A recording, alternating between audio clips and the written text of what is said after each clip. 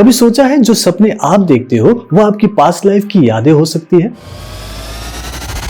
या फिर कभी आपने महसूस किया हो कि कहीं आप जाते हो और आपको लगता हो कि यहाँ पे आप पहले भी आ चुके हैं, या फिर जो घटना घट रही है वो आपके साथ पहले भी हो चुका है? क्या ये इल्यूजन है या फिर पूर्व जन्म का प्रूफ? दुनिया में बहुत सारे लोग हैं जिन्होंने ये दावा किया है या फिर वो कहते हैं कि उनको अपने पूर्व जन्म की सारी बातें याद हैं और वो उन जगहों पे जाकर उसे प्रूफ भी करते हैं, उन लोगों को नाम से पुकारते हैं जिनसे वो कभी भी नहीं मिले, और वो कहते हैं कि ये मेरा फिर से जन्म हुआ है और ऐसा कई बार देखा गया है। साइंस में इस कॉन्सेप्ट को पास्ट लाइफ रिग्रेशन कहते हैं और हमारे सनातनी परंपरा में हम हजारों साल से इस बात को मानते रहे हैं कि हाँ, जन्म जन्म होता है, पूर्व जन्म का डेफिनेटली कुछ साइंस है। तो क्या ये सचमुच में ये साइंस है या एक इल्यूजन? इसी के बारे में आज इस वीडियो में बात करेंगे।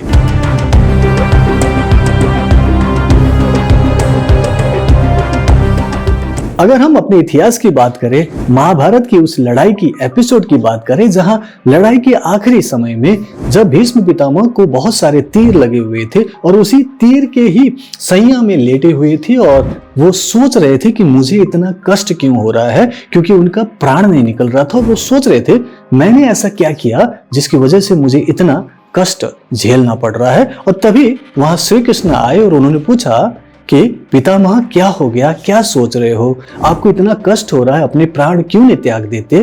तो उन्होंने कहा कि मुझे ये जानना है कि मुझे ऐसा कष्ट क्यों हो रहा है, क्योंकि मैंने इस जन्म में जहां तक मुझे याद है मैंने ऐसा कोई भी गलत काम नहीं किया, ऐसा कोई पाप नहीं किया। तो श्री कृष्ण ने उनसे कहा कि कोई बात नहीं पितामह, आप अपने पास्ट लाइफ में स्वयं ही जाएं और देखें कि कहां पर आपने गलती की है।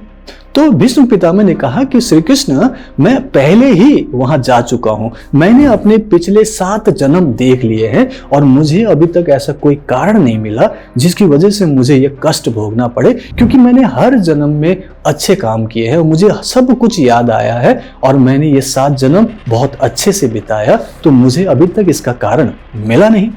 तब श्री कृष्ण ने कहा कि पितामह, आपको एक और जन्म पीछे जाना चाहिए तो आपको पता चलेगा। और फिर उन्होंने अपने 8वें जन्म को जब देखा तो पता चला कि हाँ, वहां पर उनसे कुछ गलती हुई थी।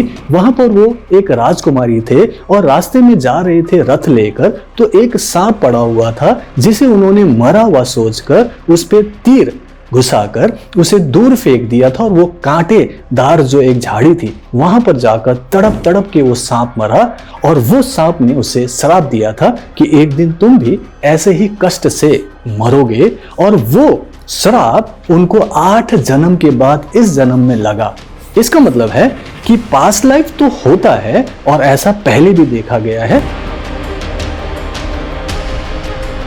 लेकिन जो पर्टिकुलर जन्म है आपका और वहां पर आपने अगर अच्छे कर्म किए तो वो जो भी आपके पूर्व जन्म का फल है या फिर उसका प्रभाव है आपको इस जन्म में ना हो, ऐसा हो सकता है। हाँ, कभी ना कभी जब आप कमजोर पड़ते हैं, जब आपकी कर्म में कुछ दिक्कत आती है, तब उस जन्म का आपको प्रभाव पड़ सकता है। इसका मतलब यह है कि आपको अच्छे कर्म करने चाहिए जब आपको होश है। जैसे इस जन्म में हमें याद है तो हम अपने अच्छे सोच से, अच्छे भाव से, अच्छे विश्वास के साथ अच्छे कर्म जब करेंगे तो हमारा ये जन्म सही तरीके से बीतेगा।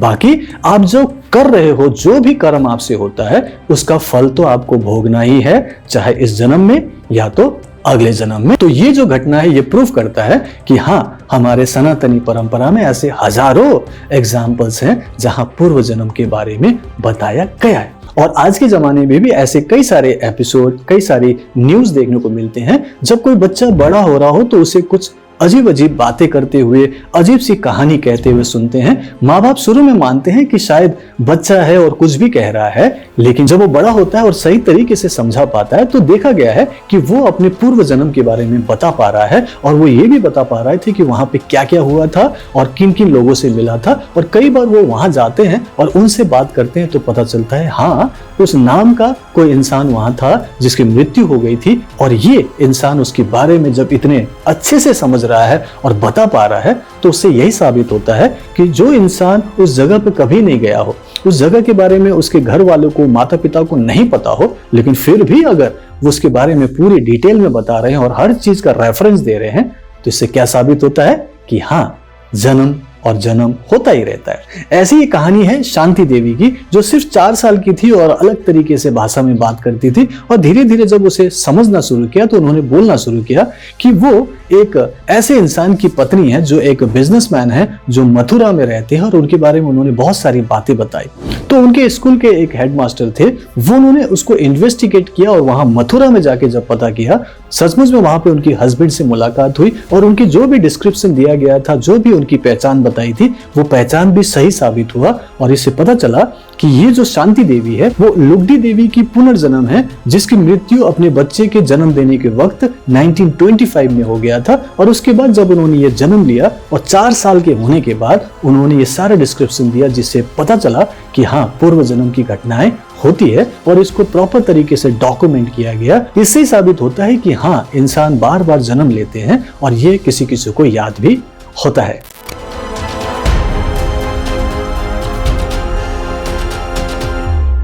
हाँ, पूर्व जन्म का साइंस बिल्कुल सही है, ये कोई इल्यूजन नहीं है। सो पूर्व जन्म या रीबर्थ की जब बात करें तो ये एक साइंस है, क्योंकि हम एक आत्मा है और आत्मा शरीर बदलता है। जैसे कि एल्बर्ट आइंस्टाइन ने कहा कि एनर्जी न जन्म लेती है न मरती है, ये सिर्फ अलग अलग फॉर्म में बदल जाती है। उसी तरीके से गीता में भी आत्मा के बारे में कहा गया है कि आत्मा न मरती है न जन्म लेती है, ये सिर्फ शरीर बदलते हैं। तो ये जो पूर्व जन्म की जो कहानी है, जो कि कॉन्सेप्ट है, ये बिल्कुल सही है। हम आत्मा है और शरीर बदलते रहते हैं, और इसीलिए ये चीज प्रूव करता है कि हाँ, रिकार्नेशन होता है। इसी कॉन्सेप्ट में पास्ट लाइफ रिग्रेशन की बात करते हैं कि अगर आपको कुछ ऐसे कष्ट हो रहा है जिसका कोई कारण नहीं पता होता है, तो उसमें एक पास्ट लाइफ रिग्रेशन थेरेपिस्ट होते हैं जो आपको पास्ट लाइफ में लेके जाते हैं, और वहां पर आपको पता लग सकता है कि आपको आज किस लिए कष्ट हो रहा है। मेरी अपनी पर्सनल ओपिनियन है कि पास्ट लाइफ में जाना जरूरी नहीं है, क्योंकि अगर पास्ट लाइफ में जाना जरूरी होता